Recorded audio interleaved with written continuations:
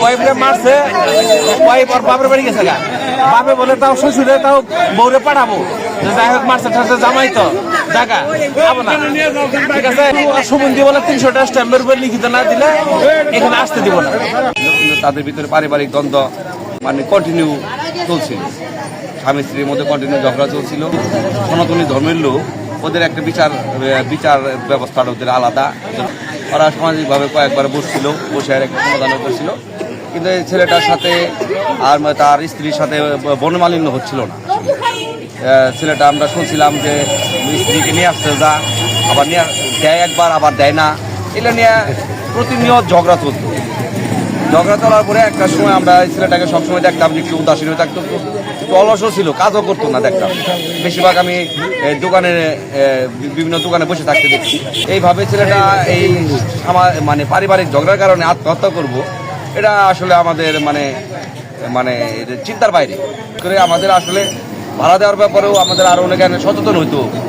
যখন স্বামী স্ত্রীদের মধ্যে ঝগড়া বাঁধবো, আমরা যেন যারা ভাড়া দেই তাদেরকে উচিত হলো তাদেরকে ওই বের করে দেওয়া, যে কারণ আমরা বাসা ভাড়া দিচ্ছি, আমরা সমস্যা কেন কিনে নিব, তাদের যেন ব্যবস্থা করে দিছি, তারা শান্তিতে বসবাস করবো। আমরা বাড়ির মালিক যারা আছে তারা আমরা সহযোগিতা করবো।